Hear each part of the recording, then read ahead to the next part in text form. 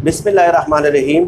अस्सलाम वालेकुम नाज़रीन, मैं हूं जमशेद अंसारी। नाज़रीन, आजकल भारत और चीन तनाज़ुर के तनाज़ुर में भारतीय मीडिया को और भारत के दिफाई तज्ज़ियाकारों को कारगिल की बहुत ज़्यादा याद आ रही है।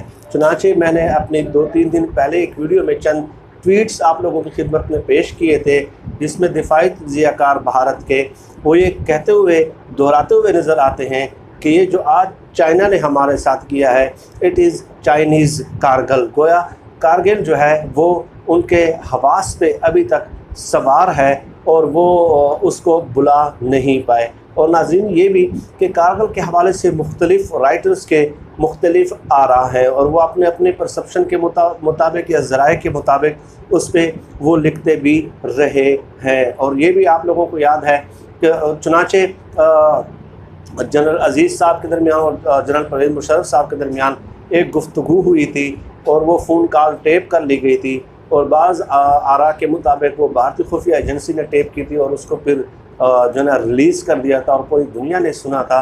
लेकिन एक किताब मेरे सामने आई है और वो मैं आप लोगों की खिदमत में अभी पेश करता हूँ। वो किताब भी आप खुद भी पढ़ लीजिएगा और उस राइटर की दूसरी किताबें भी, और सुप्रीम कोर्ट के वकील भी हैं, ये बहुत बड़े राइटर हैं। तो उसमें उन्होंने एक अलग परसेप्शन दिया है और उन्होंने ये बताया कि वो जो टेलीफोन कॉल है वो दरअसल किसने टेप की थी, किसने रिकॉर्ड की थी और कैसे हवाले की थी। और चुनांचे उस हवाले से उन्होंने और भी बहुत सारे वाक़यात लिखे हैं और पाकिस्तान की सियासी तारीख़ के हवाले से। अब वो कहते हैं कि नवाज शरीफ के साबका दौरे हुकूमत में एक इदारा है IB, वो उस वक्त के army chief of army staff general Asif Nawaz Janjua के टेलीफोन टेप करता था।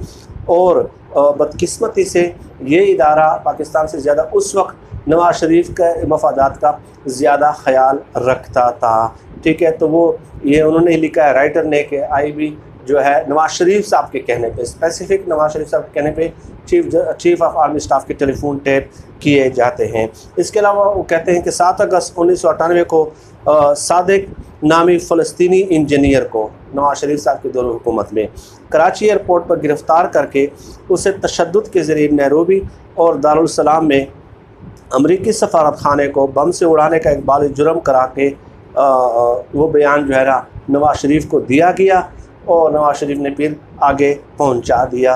ये इंकशाफात इन्होंने किए हैं।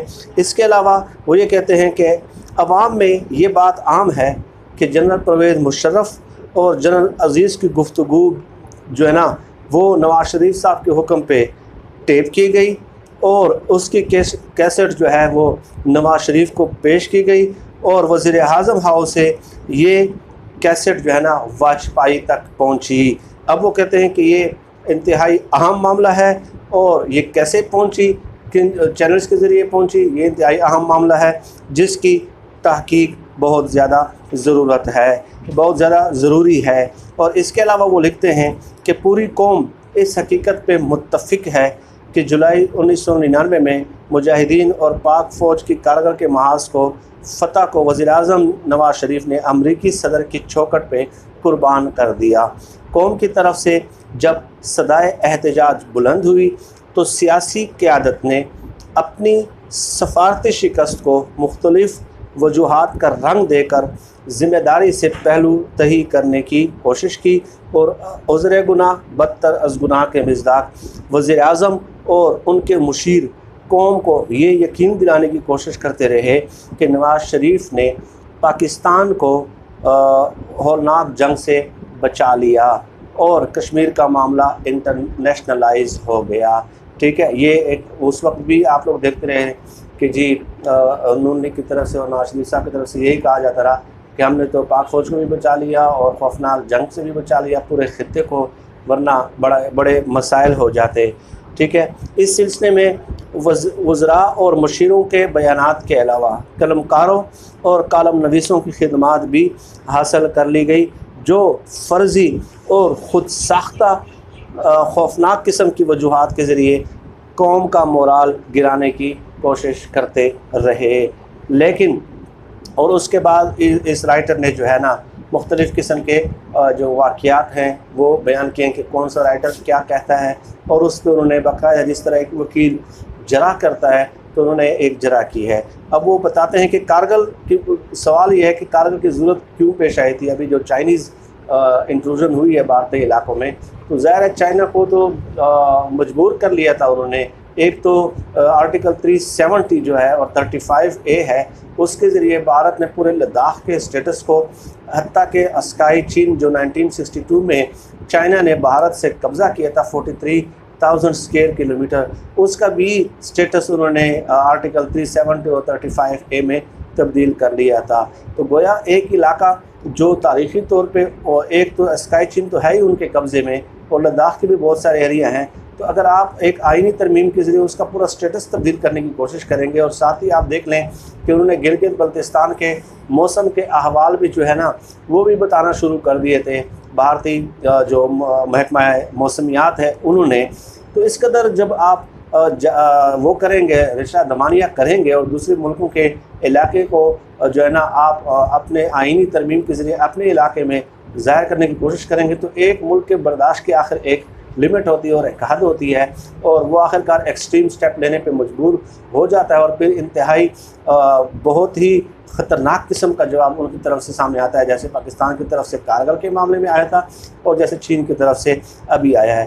कारगिल मनसूबा की ज़रूरत इस वास्ते महसूस हुई कि 98 की मौसम गर्मा में भारतीय फ़ौज ने बड़ी हद तक कश्मीर के अंदर जो तहरीक थी, मुजाहिदीन की जो सरगर्मियाँ थी, उन पर काबू कर लिया था। और नवंबर में, और इससे अहम बात यह है कि नवंबर में मसला कश्मीर पर मुज़ाकरात का सिलसिला तक मुनक़ते कर दिया था, और भारत ने यह कह दिया था कि हम आपके साथ बैठ के बात करने के तैयार ही नहीं है बिल्कुल, यानी कि ये हमारा इलाका है और हमने हड़प कर लिया और बस आप जाएँ अपना काम करें और इसको भूल जाएँ, ठीक है।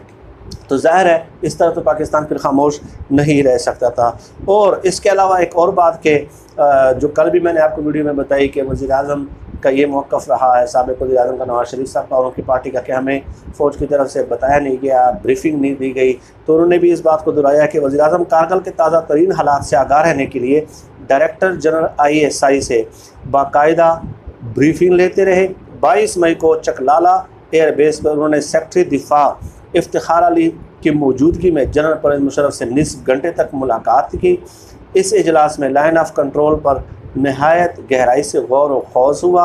जनरल परवेज़ मुशर्रफ ने वज़ीर-ए-आज़म को यकीन दिलाया कि हम हर किस्म की सूरत हाल से निमटने के लिए पूरी तरह तैयार हैं और दुश्मन को दंदान शिकन जवाब देंगे, ठीक है। ये मुख्तलिफ़ किस्म की बातें हैं और उसमें पूरी तफसील लिखी है, एक पूरा चैप्टर लिखा है जो है ना कंवर इंतज़ार मोहम्मद ख़ान ने, ये उनकी किताब है नाज़रीन। तो ये मैं आप लोगों के सामने पेश करता हूँ। ये किताब है कंवर इंतज़ार मोहम्मद ख़ान, वतन फ़रोशों की दास्तान। ये आपको नज़र आ रही होगी, ठीक है। और इसके अलावा इन्होंने जो है कंवर इंतज़ार मोहम्मद ख़ान पेशे के लिहाज से वकील हैं और हाई कोर्ट और सुप्रीम कोर्ट पाकिस्तान में वकालत करते हैं, लेकिन पाकिस्तान के सियासी और माशी हालात पर भी बारीक बिन नज़र रखते हैं। मुसन्नफ़ पाकिस्तान के कौमी अखबारात, रसायल, मज़ामीन भी लिखते रहते हैं और बेशतर कुतुब के मुसन्निफ़ भी हैं जिनके नाम दर्ज झेल हैं। ताशकंद से शिमला तक, गद्दारों की जन्नत पाकिस्तान, साजिशों और गद्दारी की दस्तान, the secrets of Pakistan and future defeats, इस्लाम के अजीम सिपहसालार, ईमान फरोश जजों की दास्तान, ठीक है। नबूवत के झूठे दावेदारों की इबरत आमूज़ दास्तान, जिनसी जराइम और अदलिया, ठीक है। और वो लिखते हैं कि किताब हाज़ा में मुसन्निफ़ ने पाकिस्तान में बददियानत और बदअनवान और असर का पर्दा चाक किया है। तो ये चंद 8 किताबें हैं, वो और भी मैंने आपको नाम बता दिए हैं। तो जो जितने मुसन्निफ़ीन के हम किताबें पढ़ते हैं ये हो गई, इसके अलावा और बहुत सारे मुसन्निफ़ीन की है। कल तो मैंने आप लोगों के सामने चौधरी शुजात साहब की किताब पेश की थी। सच तो ये है कि उसमें जो ये हीले और बहाने करते हैं कि हमें बताया नहीं गया था और हमसे पूछे बग़ैर, हमसे इजाज़त लिए बग़ैर, हमें लूप में रखे बग़ैर उस वक्त के जनरल मुशर्रफ ने मिलिट्री एडवेंचर किया था और ये ऑपरेशन शुरू किया था कारगिल का। तो ज़्यादातर जो मुसन्निफ़ीन हैं उनकी किताबें जब हम पढ़ते हैं तो उससे यही बिल्कुल हकीकत खुल के सामने आती है कि नवाज़ शरीफ साहब को बाकायदा ब्रीफिंग्स दी गई थी और बाकायदा डेट्स मेंशन्ड हैं इसमें।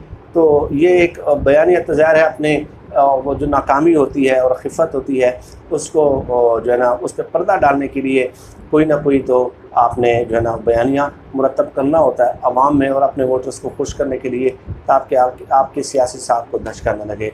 लेकिन आज के लिए इतना ही। इस मौजूद पर मज़ीद बात होती रहेगी। आप सब लोग अपना बहुत बहुत ख्याल रखिएगा और मुझे अपनी दुआओं में ख़ुसूसी तौर पर याद रखिएगा। अल्लाह हम सब कामयाब नासिर और पाकिस्तान जिंदाबाद। अल्लाह हाफ़िज़।